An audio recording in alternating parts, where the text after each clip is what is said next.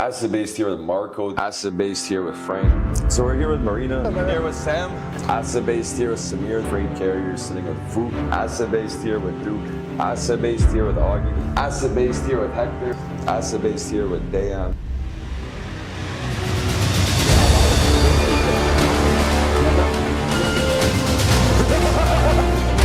Jeden pileček.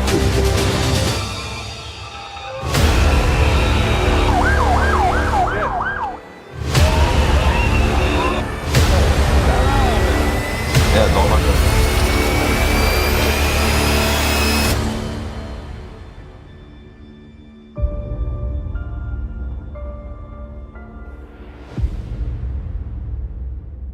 What is going on, everybody? Happy Friday. Welcome to Acid Based episode 10. We're joined today by Jared Rogers, the VP of recruiting over at Searchforce.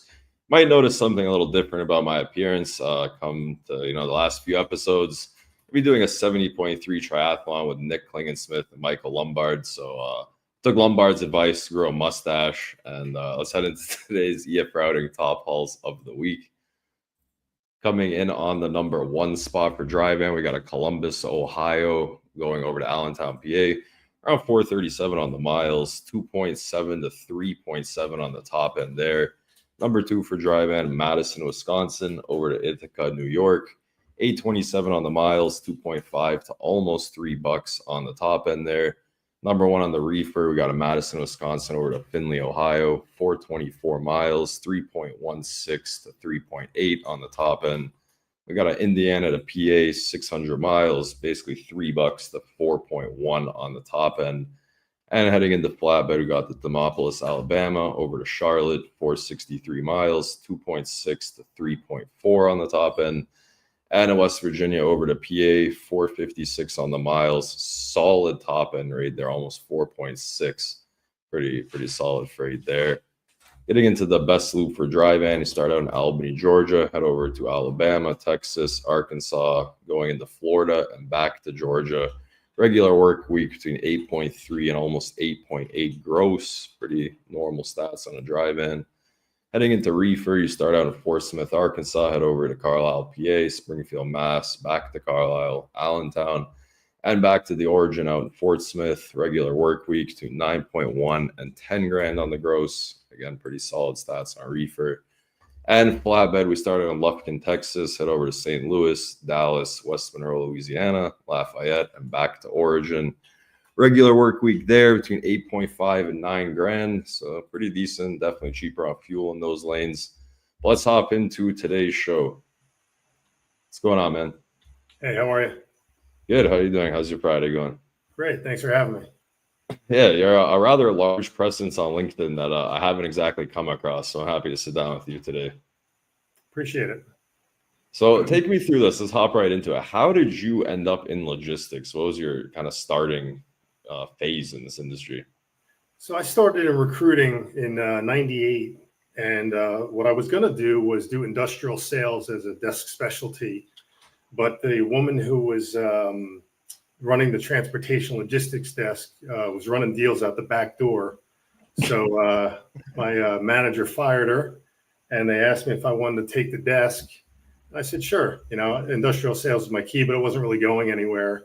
So I just started doing 1998 transportation running backroom deals. That sounds like exactly how trucking probably was back then.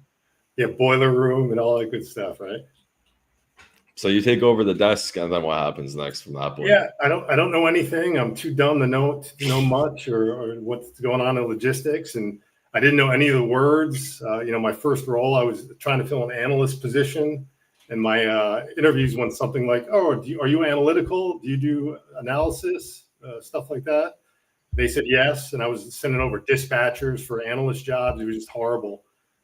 Somehow I muddled through it, and 6 months later, I made my first deal, and now here I am, 22 years later.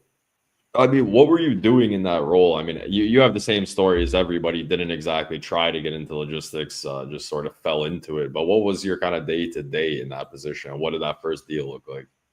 Yeah, so the day-to-day was a lot of phone pounding. We had a connectivity time goal of 3 hours and 100 phone calls. Jesus. So it was definitely pounding the phone. I really didn't mind it. You know, I grew up doing prank phone calls, so for me it was not that big a deal. It wasn't a big stretch for me. And then we do the old school. You know, I was taught by management recruiters. We did the ruse calling. So you'd call up a company and make believe you're somebody else and try to find out who their sales reps or dispatchers were, and go down that road. So it was a lot of fun. I really enjoyed it. Yeah, that's cool. I mean, how long did you stay there, and what was your next sort of step in did you stay in logistics the entire time through that trajectory? I did, yeah. So I started, and I really liked it. Everybody was at the time, they were all doing tech, and the reason why I really liked it is I didn't have any competitors. You know, transportation logistics was kind of a necessary evil at the time, and there weren't many colleges doing degrees in logistics or transportation. So it was really fun for me because I always knew that things always needed to get from point A to point B. So no matter what the other industries were doing, good, bad, or indifferent, you know, transportation logistics is always going to be there. So that's really what I liked about it. It was a pretty blue collar industry. So I didn't have to worry about, you know, big words that I didn't know. And, you know, a lot of people were real plain speaking. They really helpful people, you know, salt of the earth people. I really enjoyed that. Yeah, it's definitely more blue collar. That's what drew me into logistics as well. And a good friend of mine recently, when we were doing some filming, said it kind of the best is logistics and transportation is the largest industry in the world that nobody really knows anything about. Yeah, well, and people love using big words for logistics, and sometimes you got to grind it down, and then you say, "Oh, so you're a bike messenger," you know. So that's yeah. Oh, so you're just putting stuff in a truck and driving it somewhere. Yeah. Well, yeah. I guess you didn't need to quantify my analytics and KPIs to get that done, did you? Yeah. So where did you end up out of there? I mean, I assume you didn't spend your whole life there. No, so I left management recruiters. I was approached by a couple people who want to start up their own company. So we got an investor and we started doing it. Unfortunately, a couple years into the business, my partner at the time took what he called was an advance on commission. I called it embezzlement. So we had to part ways. Then I went on my own. And then I started an independent contractor model where I had a lot of independent contractors working with me. And I really tapped into what I thought was a untapped workforce, which was stay-at-home moms. And I had a really, really great success hiring them because, they were great, smart, intelligent people, just, couldn't do things because they're staying at home, dealing with children and everything. And it was really a great untapped workforce. So we had a lot of success, and we grew up to about 8 people at one time. So in what capacity? I mean, that's a crazy statement. I mean, I like it. It's a really cool statement. Stay-at-home moms, untapped workforce. What exactly was their role within that company? Yeah, so we run full desks. So what we did is we do recruiting and marketing. So the way that we work, our model is if we find good people, we do a lot more on the sales side than we do on operations, especially now with the economy. When capacity is pretty large and the candidate pool is large, we really shift towards more sales type opportunities because companies are always looking to grow. So what we do is, we just train them up. I throw them on my back. I let them listen to me for 2 or 3 months, and we do marketing calls, we do recruiting calls, and we just had a great success with it.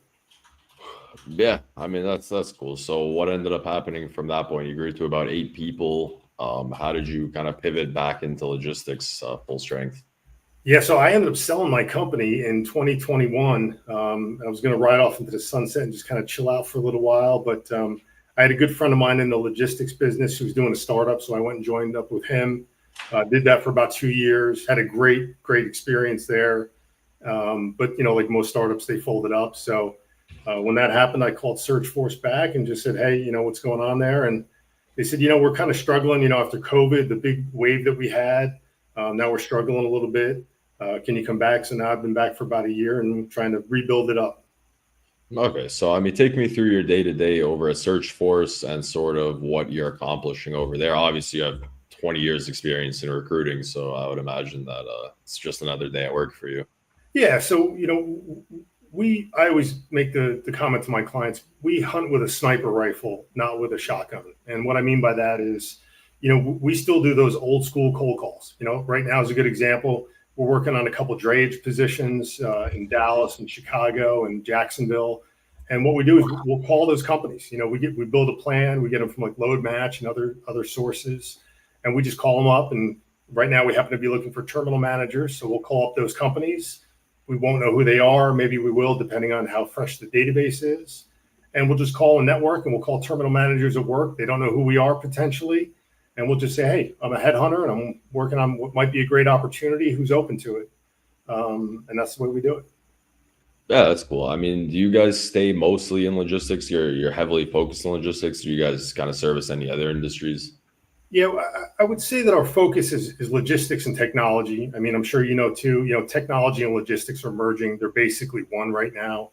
The amount of companies that are going to be just software or just logistics are probably a handful. So yeah, I mean the term, digital brokerage, and I've seen some test runs of that model. And I mean, tech has obviously been the focus in the logistics industry the past like 4 or 5 years.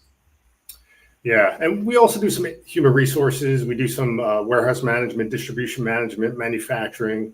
But like I said, right now our bread and butter is sales. We're just laser focused on that, trying to get that going. Yeah, so I mean, if anybody's watching this, I think I asked Valerie the same thing. I've been lucky enough to have some recruiters kind of in succession here.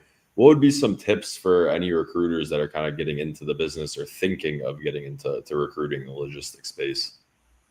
I think the first thing that I would mention is, I think there's a misconception. And while we're I think good people as a whole and trying to help people, our real job is that we're hired by companies to find people when they can't find them on their own. So, when candidates come to us and they try to say, "Hey, do you have anything for me? Am I not a good candidate?" What we try to let them know is, when you're approaching us, the chance of us hiring or having something for you is slim and none. The time to talk to a recruiter is when they're reaching out to you. because that's going to be the most successful time. And I also understand you want to work that fine line. You don't want to start being a job hopper and leave everything 2 years. But, the best time to look is when you're not looking. There's no doubt about that.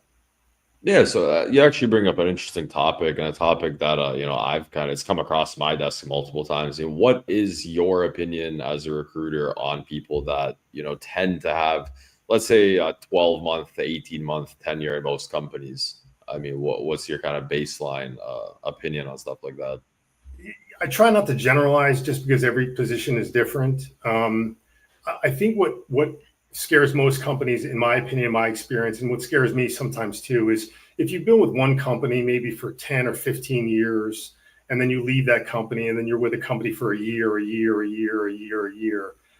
that tends to throw up some red flags. And again, sometimes it's not the person's fault. Sometimes they join a startup like I did. Sometimes they're, the low man on the totem pole, and the shit hits the fan. So I try not to generalize. But some companies, they just don't care, and that's usually something that I'll talk to clients about is, if someone has 5 jobs in 5 years, do you want to know the explanation, or, should we just move on? But I try to dig deeper, because sometimes there's some good hidden reasons why, maybe some family issues, maybe they had health issues. So to just generalize is not giving the benefit of the doubt to the candidates. But, they're going to have to work harder to get into some of these companies. Yeah, no, I really like that answer, right? Because generalizing in any statement, I've come to learn over my few years on LinkedIn, isn't exactly the best approach. And you always have to leave room for the outliers and benefit of the doubt. And I mean, I would say the same thing that you said, right? Like if somebody goes 6 months somewhere, 3 months somewhere, 4 months somewhere, then bam, like 2 years, you can sort of see a trend. I mean, when I'm hiring, I sort of see that trend where it's like, okay, like they weren't happy somewhere, and then they weren't happy somewhere, then they found somewhere that they were happy. And then, like you said, especially in logistics, on the carrier side, a lot of companies just closing down. So, I mean, what can you really do when you just, your job disappears a few times in a row over a 4-year period? So, I mean, it's an interesting topic to Yeah, say. I try to recommend to candidates that they do a brag book. So let's say that you're in sales or operations. Say you're sales first, you close a big deal, or you got a new client. Write those things down immediately, because the time to do it is now. It's not when you're updating a resume, because you're never going to remember those things. And then, especially if you are moving around jobs, you want to maybe have that brag book and send that along with your resume, because sometimes your accomplishments far outweigh your experiences. And to me, that's a good way to look at those things. And even in operations, write down those things you've done. Try to talk to your employer and say, hey, you know what? I just did this project. How much money did we save? Because that's really what companies want to hear, is basically 2 things. How much money did you bring in, or how much money did you save, or how efficient did you become? Those are the things that are going to set you apart from other candidates. No, that's actually one of the best things I've ever heard in my entire life as an adult, man. I've never really thought about it. Right? Like the brag book, it sounds funny, but when you start explaining it, right, like you aren't going to remember the numbers, you aren't going to remember the clients for the most part. When you actually need to remember those things. So keeping a track, of the things that you've accomplished throughout your career in the moment, and then, if you ever need that later on, you already have it ready. So that's actually literally one of the best pieces of advice for anybody in sort of career paths, right? I mean, you can't really use that advice for somebody in a job path. You're like, hey, you're flipping burgers. Like, I flipped so many burgers. In a career setting, when you're talking about lots of money and high profile things, that's actually really maybe you sold 10,000 super sizes instead of just the regular fries. Who knows? Yeah. Let's not belittle any occupation. No. Obviously, career versus job. This would help a lot more in a career path. Take me through some of not really your accomplishments, but some of the times in your career that stood out for you. I mean, you have a 20-year career path. What are some kind of moments that made you just sort of happy? Yeah. So when I was younger, JB Hunt, obviously a big name in the industry. I called them every day for 8 months and asked if they would work with me. And they called me back and they said, you have to stop calling. We're going to do something to block your number, or get a restraining order or something. And I said, wait. I said, just why were you? What was that? Why were you calling JB Hunt every day for 8 months? What was the position you were trying to get? What were you trying to accomplish with that? Yeah, I was just trying to get them to work with me. And I just figured, in the beginning, because I didn't know anything, what I had to do as a recruiter is I had to show them I was going to work harder than every other recruiter they had. So that's what I did. And, they gave me one job, and then I ended up helping them grow their dedicated contract carriage division basically from nothing to probably about half or a third of the size they are today. But that was a big accomplishment for me to help. I really enjoy getting with companies that are on a growth pattern and help them grow their sales force. To me, that's a big accomplishment. No, that's huge, especially name dropping. I mean, a JB Hunt size, but take me through. So, because people are going to hear, I'm going to make that a clip, right? And that clip's going to drop, and people are going to be like, well, yeah, I'm just going to call everybody for 8 months and I'll get things done. Take us through sort of the process in which you accomplish that, because I highly doubt you were able to call them every day for 8 months, just say, I need a job, work with me, work. Like, there had to be more finesse to that approach than people Sure. might understand. Yeah, the way that I work is twofold. On the sales side, what I'll do is I'll call them and say, hey, I'm working with a top truckload carrier from one of your competitors in the Chicago market or Oklahoma or Dallas. Or if I saw the positions that I saw at the time were driver manager positions. So I just called them up, and I knew a couple people that were at Schneider. So I would just market them and focus on that and just go after them. I also think it's a different time today. People don't want to be bothered like that anymore. The rule I use now is 3 to 5.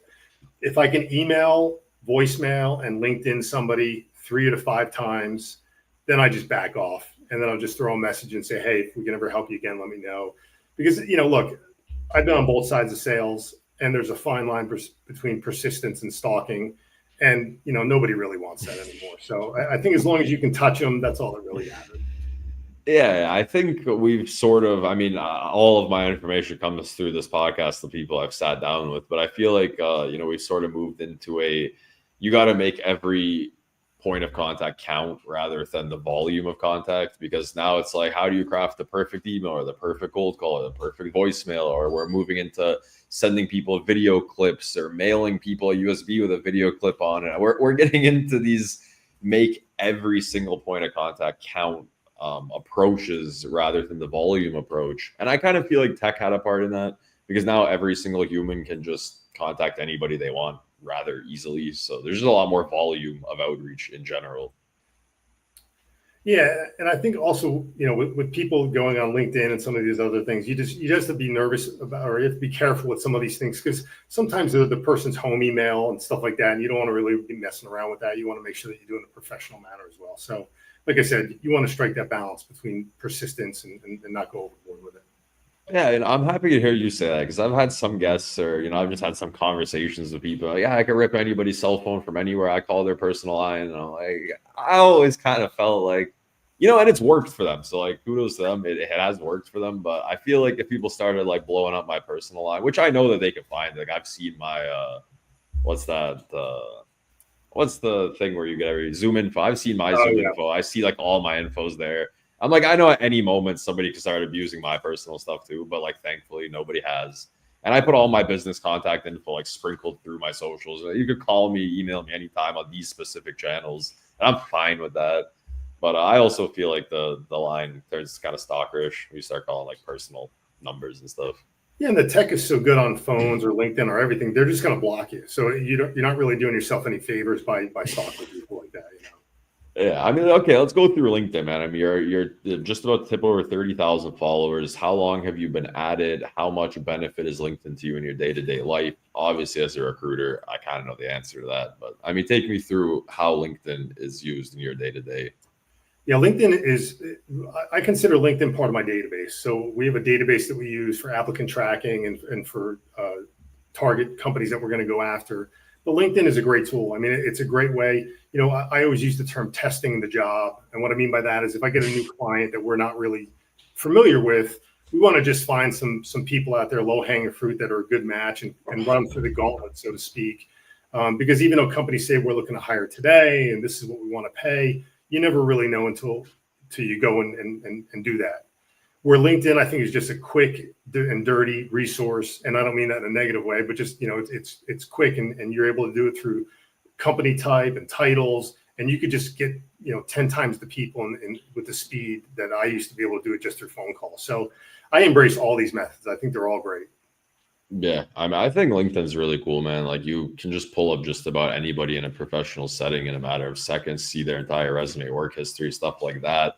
I mean, I always get like clowned on by my like friends in real life where they're all like, "Oh, you're like that LinkedIn guy," and I feel kind of successful because the guy I go to the gym with, I saw him 2 days ago. He's like, "Hey, I actually opened a LinkedIn. Like, you're right, that was like a good idea." I was like, I told you, like, I got you."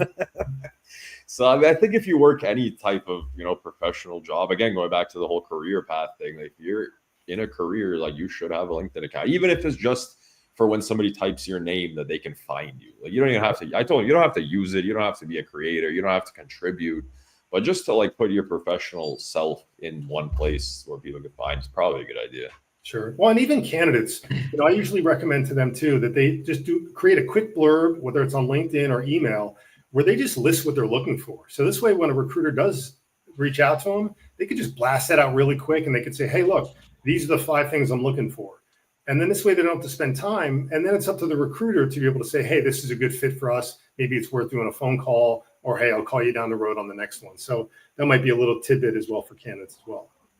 Yeah, that's really cool. I mean, so you mentioned kind of like a startup in the recruiting phase. I've had like a lot of thought about a lot of these things.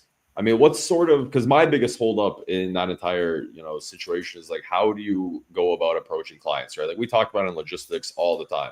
What are some tips for cold calling shippers? What are some tips for getting shipper clients, as a broker? But I've always been curious, what are some tips on getting, clients as a recruiting company, like how to approach the companies and say, "Hey, I have talent for you. I think it would be a good match." I mean, I'm interested to see some tips in that sort of sense of the industry. Yeah, we're spammers. So we get email addresses and we go for it. And look, especially on the sales side of things, I don't look at what I do as invasive, right? If I'm calling you and I'm saying, "Hey, I have a salesperson in Dallas that could bring you $1 million in new business. Are you open to a conversation?"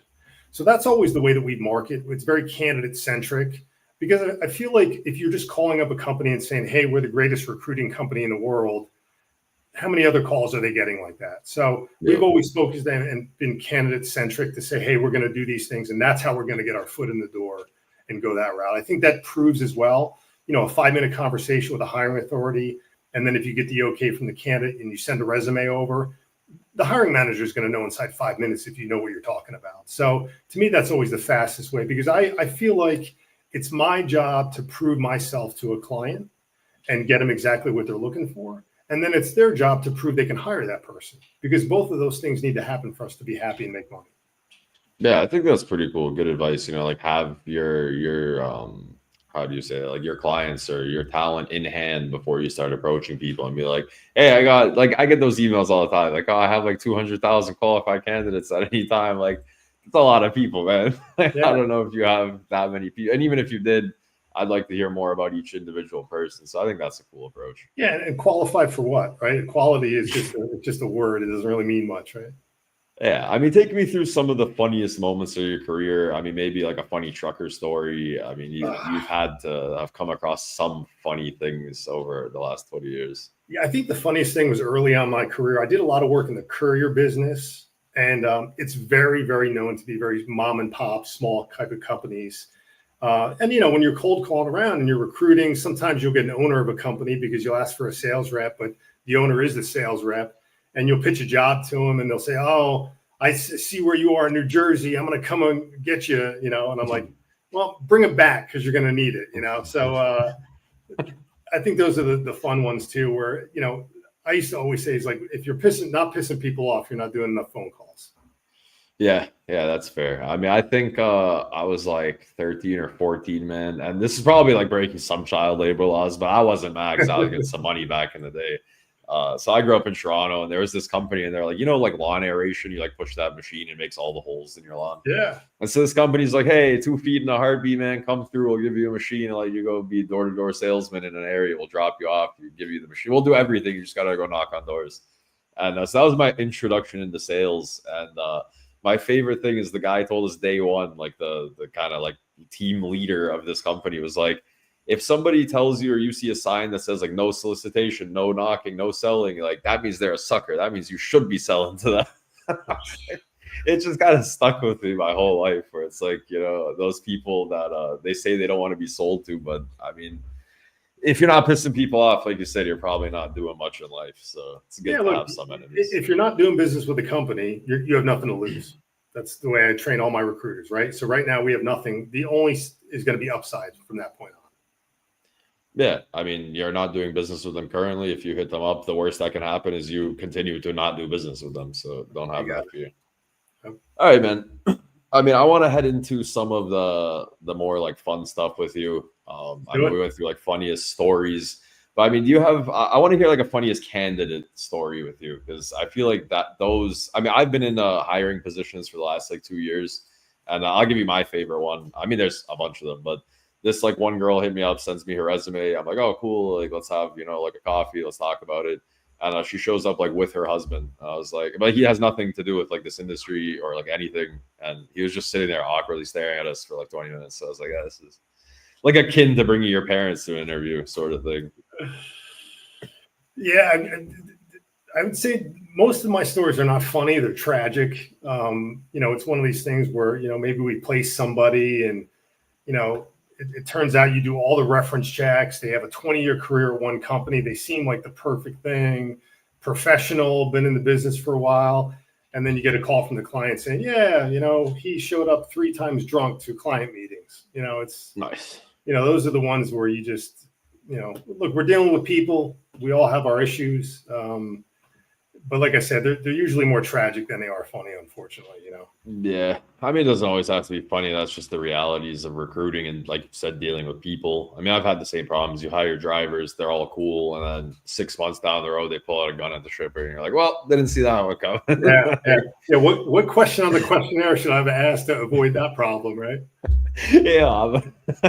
The broker calls me because your driver ended up like pulling out a gun at the shipper.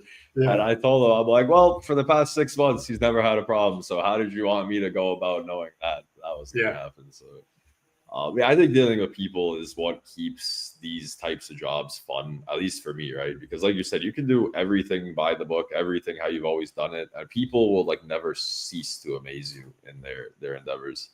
Yeah, it's a fine line as a recruiter because, you have to care enough about people, but you also have to have a low enough tolerance for people that they don't waste your time, because that's a big deal in our industry. I'm sure in any industries, working on bad things is a death knell for us. Yeah. I mean, I want to get into sort of some fitness stuff with you. I see your shirt's like about to like explode and your neck is like bigger than my biceps, bro. So that's all I can like notice the whole time. Yeah, it's a gun show all day over here. That's all there is. So what are you up to? Like, you compete in anything, or you're just casually going to the gym for the past 30 years? Like, yeah, when I was in my younger days, I modeled for about 2 years. And that, I was already physically fit at that point. And, I just really enjoy it. For me, people talk about, work-life balance and mental health and things like that. And for me, lifting heavy things has always been very therapeutic. It's an immediate result. It's goal setting. It's the same template for what I like in life, which is, you build a plan, you work the plan, you get the results. And for me, it's always been therapeutic. Yeah. I mean, like I said, I've got back into the gym too. And I mean, just seeing the progression in like 90 to 100 days from starting at like 20-pound lifts to lifting like 400-pound deadlifts. I'm like, wow, like it's just like you said, it's therapeutic. Whatever's happened to you throughout your day, or I don't know if you go in the morning, I guess nothing's happened to you, but you start your day in a nice way. Never. I'm an after work guy. Like I go at 1 in the morning after my whole day, after everything that's gone good or bad. Like you end up in the gym, and that just completes your day. Yeah. To me, the only thing worse than CrossFit is doing CrossFit in the morning. Yeah. The only thing worse than running is running before you've had breakfast. That's for sure. But all right, man, let's get into movies, TV shows, music. I mean, you watch any TV, favorite movies? Yeah, I do 45 minutes of cardio a day, so I need to watch an episode per cardio session. So I got plenty. 45 minutes of cardio every single day. Yep. All right, I'm gonna add that to my list as we gear up for a triathlon. But yeah, so the TV behind me, there's actually a workout bike in front of me, and this is the TV that like I watch when I do cardio. So give me what you're watching while you're doing your cardio. Yeah, I mean, right now I'm doing Severance. I'm a big documentary fan. I'd say probably all-time shows. if I'm going to get a dark horse, no pun because about the name of it, but it's called Slow Horses, and it's on Apple TV, based on a novel. It's in about series 5 right now. It's about the MI6. Really, really great show. Well done, well written. Yeah, that's cool. I've been watching a lot of documentaries too. There was one on Netflix about this like woman who started a van YouTube channel, and then her like significant other, she ends up getting murdered. And like I won't ruin any of it for anybody watching this, but that was one of the craziest things I watched in a long time. Then I started the OJ documentary because I mean I'm kind of young, so I don't really know much about what happened. So I'm just kind of brushing up on it. Yeah, I don't know why, but I can watch OJ or Bigfoot stuff all day, every day for the rest of my life. I have no idea why. Yeah, I don't know. This documentary about OJ is definitely bringing me up to speed on things that I didn't see. But let's go through favorite movies. I mean, do you have a favorite movie? If it is, maybe top 3. Yeah, to me, Memento and Matrix are 2 of my favorite movies. Yeah, so Memento they forced us to watch in high school, and I never rewatched it. And so we like, there's the option I think on the DVD. This is how like back in those DVD days where like you could watch it in the right order, like backwards. Okay. And we never ended up actually doing that. And the movie bothered me because I just didn't understand. I was like pretty young. I was like, I don't understand what's going on. Yeah. So I feel like now that I'm an adult, I should probably rewatch Memento. And you can never go wrong with a good Pulp Fiction. I think, generationally, I think that movie holds up well. So I would always recommend that as well. And let's go through music playlist. I mean, what's in your playlist these days? Oh, man. I have everything from Miley Cyrus to Ghetto Boys. I mean, it's just, I'm all over the map when it comes to that, So it's I grew up with all my grandparents listening to Sinatra. I'm half Italian, half Irish, so I got that Italian side going. But yeah, I'm all over the map. As long as it's upbeat, that's usually what I like. So, gym music, it's got to be hardcore DMX kind of stuff, Metallica. And then when I'm around, I just want to be happy. So that's why I like the, Miley Cyrus and I mean, anything that's good, I'll listen to, like realistically. And I mean, let's go through favorite lifts in the gym, man. What's your favorite and least favorite lifts since you're actually going? Yeah, I don't do it much anymore. I'm a big deadlift fan. I call it a superhero exercise just because when you're done with it, man, you just feel like you just can crush people. But I'm a leg guy, so I think squats is my number 1 exercise. So let's go through, put an end to this debate for me and my gym partner. He was telling me deadlift should always be like 1 rep, maybe 2 reps. I was telling him I prefer to be in a lower weight, 6, 7, 8 rep range with it. But what do you think? Yeah, that depends on what you're trying to accomplish. The higher you go as far as weight, I mean, you're going to have to go down reps. So, for me, training wise, I think 4 is probably the magic number when it comes to deadlifts. Because you're not going to be able to gain much strength if you're not doing a couple reps. And then even the negative where you rest it on the bar and then you just pull it and slowly decrease it. That's always been a big plateau breaker for me is negatives. Yeah, that's cool. And then squats, as far as squats go, are you a pad or not pad guy? Because I got trolled for that the other day on LinkedIn. Yeah, I get this thing on the back of my neck if I don't use the pad. It like bowls up like a tennis ball. So I'm not proud of it, but I'm a pad guy. I mean, yeah, I'm not. It's not like I'm proud of it, but I'm not proud of it. Like I don't care. Like it's helpful, man. I mean, I don't care what anybody says. What's the point in hurting yourself on a lift where you're like, if you're stacking weights to the point where you need the pad, then that's good, right? Like, I mean, I don't know how people are slapping like 400 kilos on the bar and just raw dogging it. Like, just doesn't make sense. And look, I'm 52. I can't be doing that stuff anymore. It's got to be nice and easy. And, my ego is done now. I just don't see the benefit of not using it. Like, I just don't is it going to make your skin stronger? Like, I just don't understand the argument there. Yeah. It's ego is usually the answer. Yeah, that's usually the answer to everything. Also, one last gym question, just while I have you here: flat bench, yes or no? I say no to all bench, but I'm also a guy who's got some shoulder issues. I think there's plenty you can do without. Yeah, that's a fair answer. Heading into the second last question of today's show is going to be, how often do you think of the Roman Empire? Not often. I'd say probably once every 8.5 months.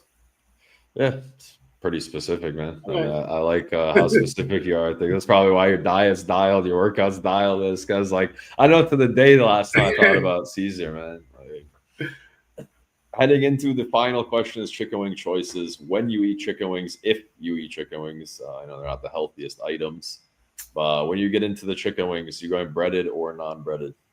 Yeah, I'm going to piss all of your people off here. I love boneless wings over regular wings. But if I'm going to do the bone in, I'm going to do no bread. Okay, well, I mean, boneless wings are just chicken nuggets, so let's I just get it. clarify I get that it. one. No. We'll just clarify that right out the Yeah. gates. I'm not defending it. I'm just telling you the truth. Go ahead, drums or flats? Flats. They're easier to eat. You just clean the bone in one fell swoop. Yeah, so you're the same as everybody else, where you do that like trick where you break everything apart. Yeah, you just do it and done. Yeah. Yeah, I mean, I gotta learn that. I keep saying that, but I never do. And ranch or blue cheese on the dipping sauce? I got to go blue cheese. I mean, it's the OG dressing for that. I'm so happy Valerie's still here, giving you also crap about the boneless wings. Yeah, I know. Like I said, I don't defend it. It's just what it is. All right, man. As we wrap up the show, if you want to give us the elevator pitch on you and what you do and the company you're with as we get out of here. Yeah, look, we've been around for 20 years. As I said earlier, we hunt with a sniper rifle, not with a shotgun. We work quick. Most of our searches take a week to a week and a half to do, which means your turnaround time is done. We're contingency, so you don't pay us a dime unless we find you the best person. So, give us a call. Let us know what we can do for you. Short, simple, sweet, to the point. It's probably why you've been so successful in your field. Thank you for joining me, Jared, and keep in touch as always. Take care. Thank you very much. That's going to wrap up our Friday show here at Asset Based episode 10. Jared Rogers, the VP of recruiting over at Searchforce. Hit him up for your recruiting needs. Have a good weekend, everybody.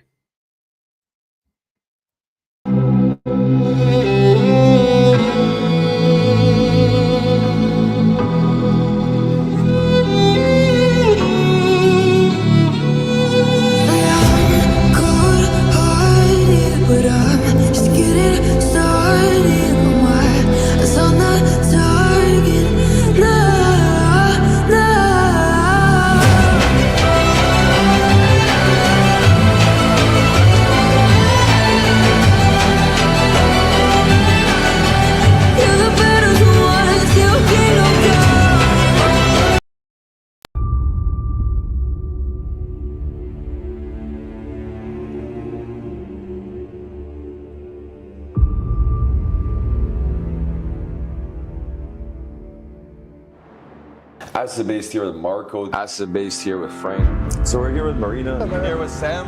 Asset Based here with Samir. Freight carrier sitting with Fook. Asset Based here with Duke. Asset Based here with Augie. Asset Based here with Hector. Asset Based here with Dayan.